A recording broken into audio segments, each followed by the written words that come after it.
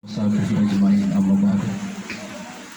Yang saya hormati mantan Seputi Bapak Nurdi yang hadir pada malam hari ini.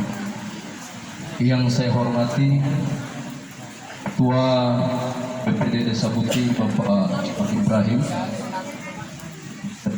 perannya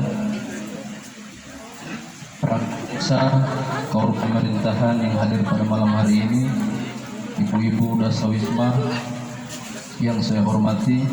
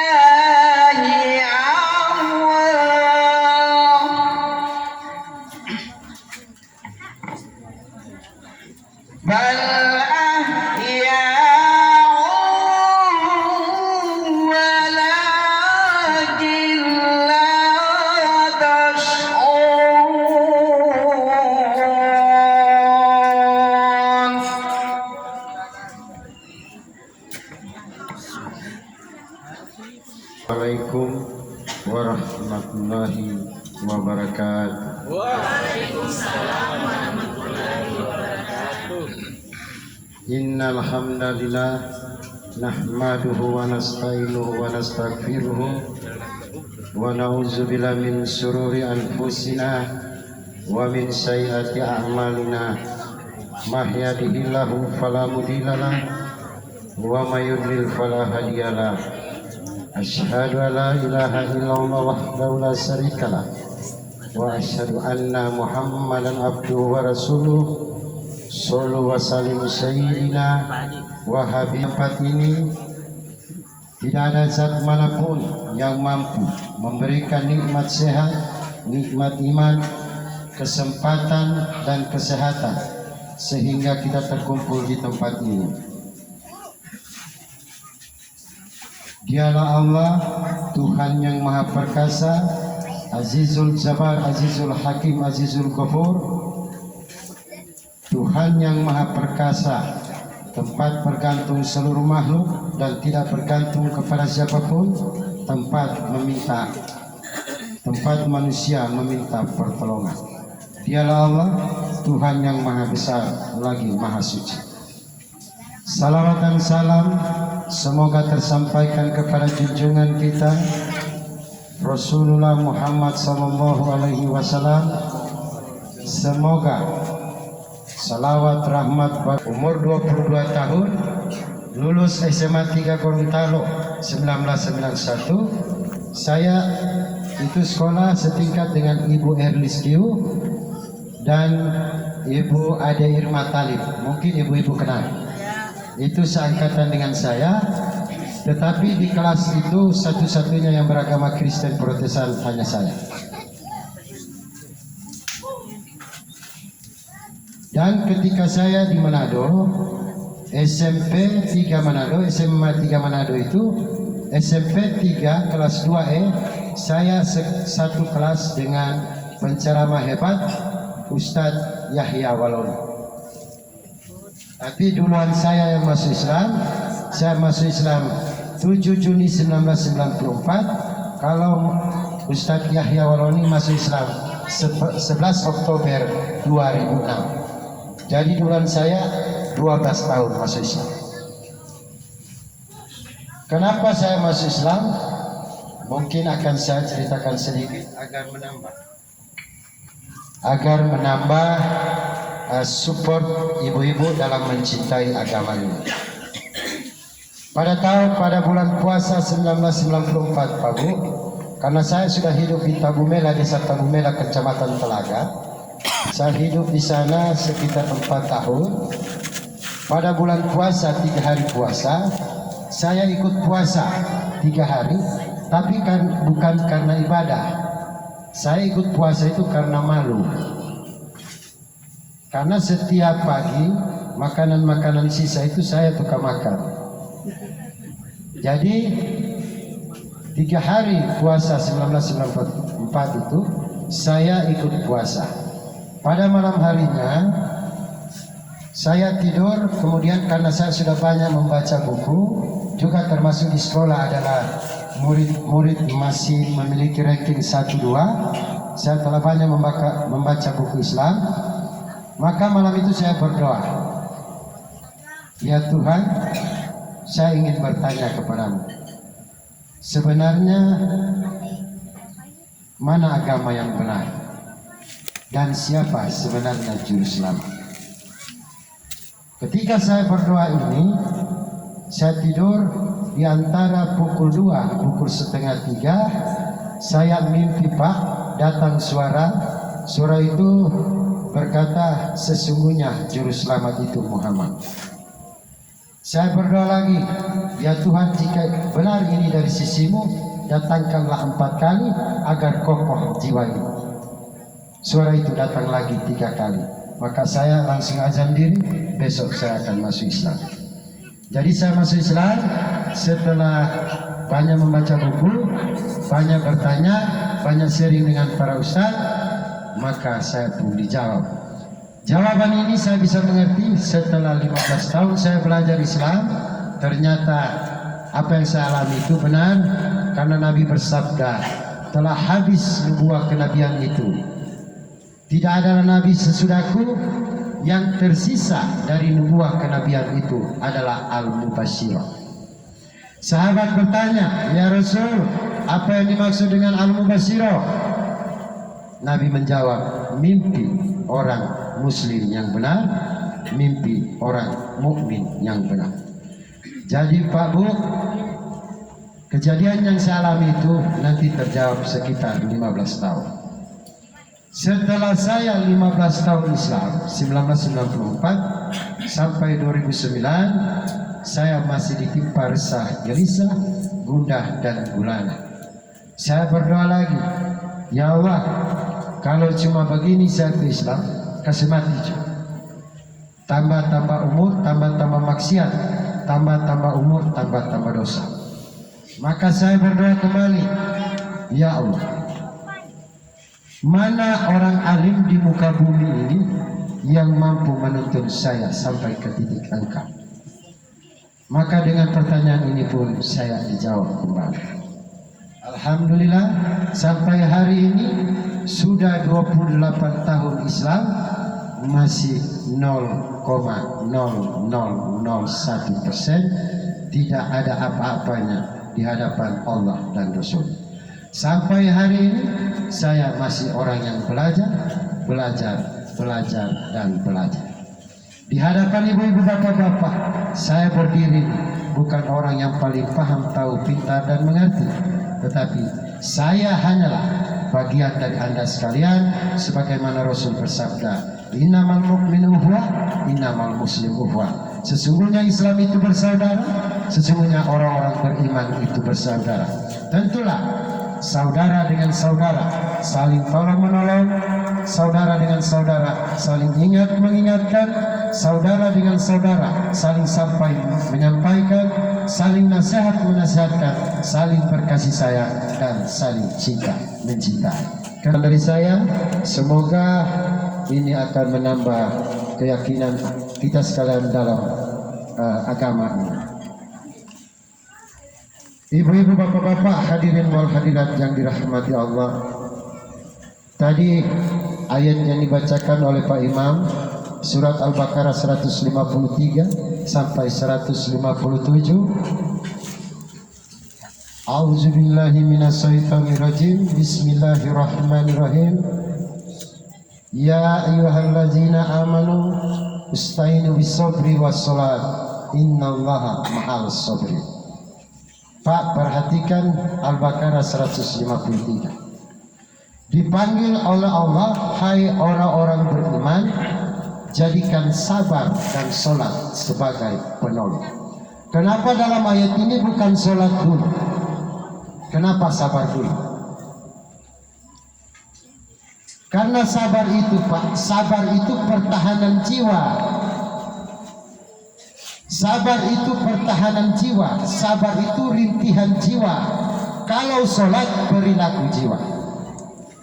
Kalau sholat perilaku jiwa, sabar pertahanan jiwa.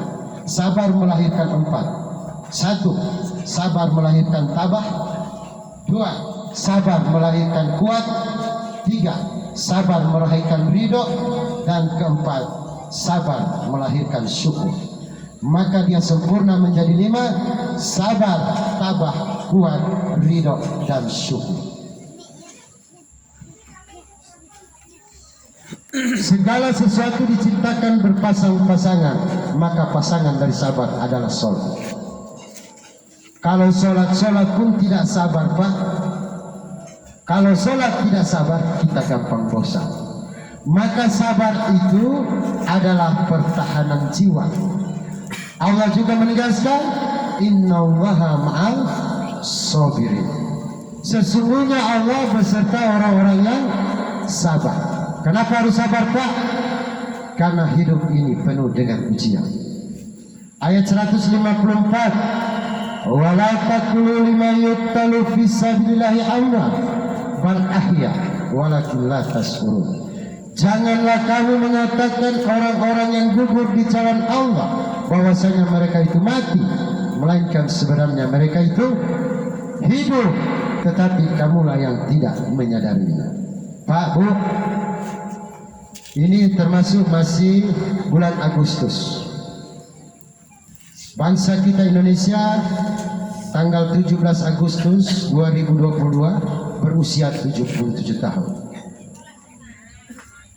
Indonesia itu, Pak, diambil dari akronim 9 Wali Songo.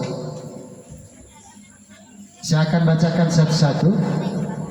Indonesia diambil dari 9 akronim Wali Songo. I. Ibrahim Malik Sunan Gresik. M. Nawaif Mahdum Sunan Bonang. D. Dorajatun Haji Qasim Sunan Derajat. O. Oesman Jafar Sodik Sunan Kudus. N. Ngampel Raden Rahman Sunan Ampel. E.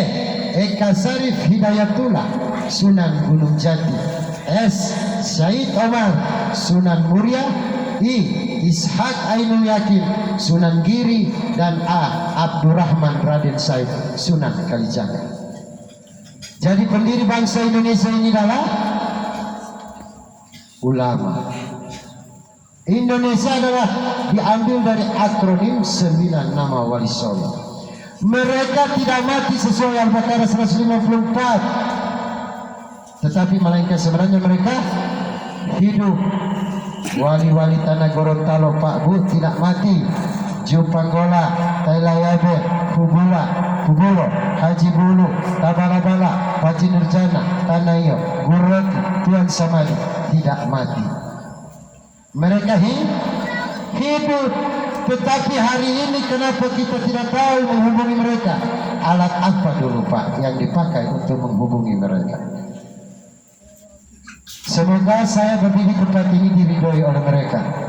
Semoga seluruh wali-wali tanah Gorontalo meridhoi saya berdiri di tempat ini karena saya telah memohon izin kepada mereka semua. Mereka tidak mati, tetapi mereka sebenarnya hidup. Maka kematian hebat dalam Islam itu 3, Pak. Perhatikan ini, kematian dalam Islam itu hebat 3. 1. Asratul mauta wal mauta minal mu'min. Matinya orang beriman, jasad hancur, ruh selamat. Yang kedua, asratul mauta wal mauta minal syuhada. Matinya para syuhada, jasad tidak hancur, ruh selamat. Kematian yang ketiga, asratul mauta wal mauta minal aulia. Tersisa kain, kafan. Tetapi ketika digali ada. Kematian hebat dalam Islam 3. Mati sebagai orang beriman, mati sebagai seorang syahid, syuhada, atau mati sebagai wali-wali Allah. Ini yang perlu kita dalami. Islam hari ini bercerai-berai. Kenapa? Karena Al-Quran hanya disimpan di dalam lemari menjadi hiasan, tidak disimpan di dalam dada untuk menjadi koidah, untuk menjadi panglima, untuk menjadi imam, mengimami ruhul insan kita manusia. Al-Quran hari ini hanya ditumpuk. Berapapun Anda tumpuk di dalam lemari, Pak, Al-Quran tidak akan mengimami kita, hanya menjadi hiasan. Sedangkan Allah berfirman, kumpulkanlah Al-Quran itu di dalam dadamu. Ayat 155, walanabluwanakum bisain minal khawf wal ju' wa naqsi minal amwal wal anfus wasyamarat wa basiri sobir. 2 kali, wa basiri sobir. Apakah kamu mengatakan kamu sudah beriman, sedangkan kamu tidak diuji lagi dengan 1, sedikit ketakutan, yang kedua kelaparan, yang ketiga kekurangan harta, yang keempat kekurangan jiwa, yang kelima kekurangan buah-buahan. Dan sampaikan berita gembira kepada orang yang salat atau orang sabar. Orang yang sabar. Tetapi orang yang sabar dialah ahli sholat. Saya akan bahas 1, kekurangan jiwa. Dari 5 macam ujian ini, saya akan bahas 1, kekurangan jiwa. Pak, Bu, jika orang tuanya beriman, anaknya tidak beriman. Jadi, jika orang tuanya beriman, anaknya tidak beriman, maka Allah akan matikan anaknya sebagai ujian bagi kedua orang tua. Berpalingkah cintamu hari ini kepadaku, atau berpalingkah cintamu hari ini kepada anakmu, kata Allah, atau tetapkah cintamu kepadaku?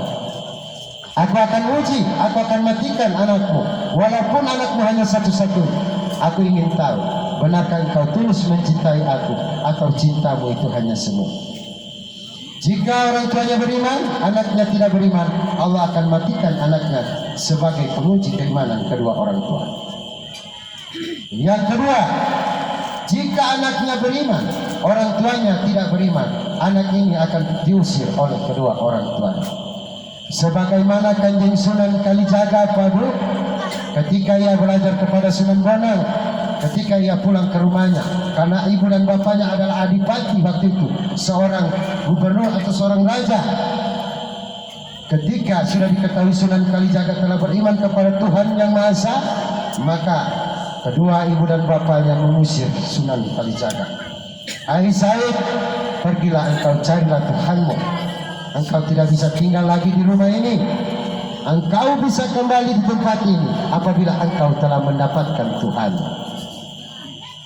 Maka ketika Raden Sunan Kalijaga berguru kepada Sunan Bonang, setelah sampai kepada marifat Allah, ketika Sunan Kalijaga berzikir, maka bumi, langit, seluruh pohon-pohon, ikan di laut mengikuti zikir Sunan Kalijaga. Ketika ia kembali ke rumah, maka tersadar ibu dan bapaknya bahwa benar, hai engkau anakku, engkau telah mendapatkan Tuhanmu dan kedua ibu bapanya pun masuk Islam. Jadi ketika anaknya beriman, orang Pak Bu, ulaika alaihim salawatu mirobi, salawatu mirobi itu Pak, kalau diterjemahkan dalam bahasa Indonesia, Allah bersalawat bagi orang itu. Ketika diuji, tetap kokoh kecintaan keimanannya kepada Allah. Sampai tadi sholat ketika kita berzikir Allah, sampai zikir itu akan dijawab oleh Allah. Makanya ulaika alaihim salawatu mirabbi, jawaban Allah tadi, la ilaha illallah tadi, Allahu Akbar yang kita zikirkan tadi, subhanallah, itu akan dijawab oleh Allah Subhanahu wa taala. Ini dasar ayatnya. Ulaika alaihim salawatu mirabbi, mereka mendapat salam. Wali kulli ummatin ajalu fa ijaza ajaluhum la yastakhiruna sa'atan. Setiap manusia memiliki batas waktu dan pemutus. Batas waktu itu adalah umur dan pemutus umur itu adalah ajal. Apabila ajal itu telah datang, dia tidak bisa dimajukan dan dia tidak bisa diundurkan sedetik. Tidak ada manusia yang berakar di muka bumi. Tidak ada manusia yang berakar di muka bumi. Tetap kita suatu saat pasti akan. Manusia dicipta dari setetes mani, nutfah. Benar? 40 hari menjadi segumpal dan al-alaq. 40 hari menjadi daging atau tulang. Tulang. 40 hari tulang dibungkus dengan daging. Lakat halaknal insana fi aksani takwim. Setelah sempurna kejadiannya, maka Allah tiupkan ruh. Surat Al-Araf 174. Ketika sempurna manusia ini di dalam rahim ibu, Allah tiupkan ruh dan Allah bertanya, alas tubirabiku, benar? Hai ruh, siapa Tuhan? Maka ruh menjawab, kalau bala syahidna, engkau ya Allah Tuhan. Awal ditiup ruh, karena ruh ini Pak, ibarat cahaya lampu ini masih 3 juta kilo, karena baru ditiup.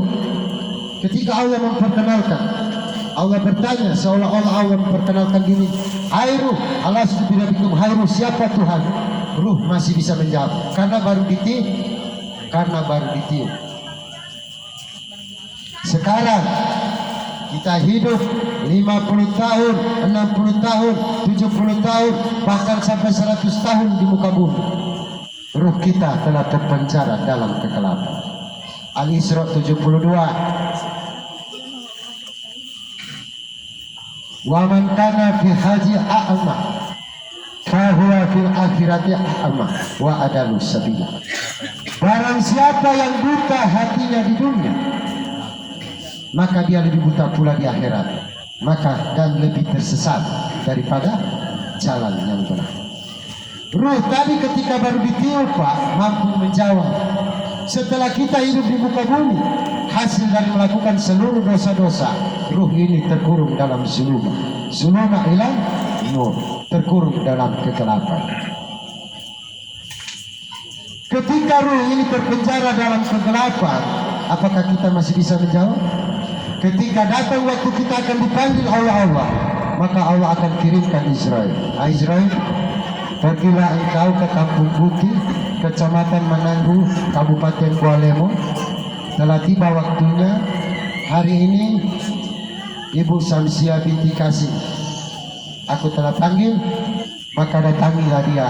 Israel, tanyai kembali pertanyaan pertama ketika aku tiup ruh kepadanya, dia masih mampu menjawab.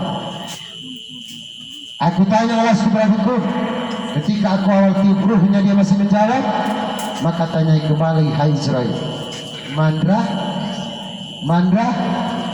Bukan. Di sini Pak letaknya agama itu. Awal pertama kita dituduh, Allah bertanya, alastu birabbikum, Airu siapa Tuhan? Di penghujung akhir hidup kita akan ditanya, Mandra? Bukan. Sama? Siapa? Tuhan. Jadi di sini letak agama itu. Israel datanya, pangkat apa di muka bumi? Harta sebesar apa di muka bumi? Kepintaran, kecerdasan sebesar apa di muka bumi? Yang dia tanya, siapa? Tuhan. Pak Presiden Habibie di akhir hidup beliau, dia berkata seperti ini. Aku berandai-andai ilmu yang ada padaku sudah yang paling tinggi karena mampu menciptakan pesawat terbang. Tetapi aku sadar setelah dibandingkan dengan ilmu agama, ilmu yang ada padaku tidak ada apa-apanya. Kalau aku tahu dari dulu, lebih baik aku pun pelajari agama. Presiden Baharudin Yusuf Habibie lahir putra Parepare, termasuk juga masih ada darah Gorontalo. Presiden Soekarno berkata, jadikan beritaku ini sebagai sebuah kesaksian bahwa kekuasaan yang ada padaku, sekalipun aku seorang presiden, kekuasaan itu pasti ada batasnya. Kekuasaan yang langgeng di tangan rakyat, dan di atas segala-galanya ada kekuasaan Tuhan yang Maha Esa. Seorang Presiden Soekarno Pak sadar bahwa kekuasaan yang ada padanya ada batas, dan kekuasaan yang langgeng di tangan rakyat, dan di atas segala-galanya ada kekuasaan Tuhan yang Maha Esa. Apalagi kita hari ini. Yang kelima, bersifat seperti jeruk. Apa jeruk? Jangan engkau berprasangka buruk. Yang keenam, bersifatlah seperti pisang. Tahu pisang? Pantang iri, sombong dan angkuh. 7, bersifat seperti salak. Tahu salak? Selalu baik dalam bertindak. 8, bersifatlah seperti talas. Tahu talas? Tak ada kata malas. Dan 9, bersifatlah seperti mentimun. Tahu mentimun? Menuntut ilmu, tidak banyak melamun. Demikian yang bisa saya sampaikan. Lebih dan kurang saya mohon maaf. Nafsi ditaqullah. Wassalamualaikum warahmatullahi wabarakatuh.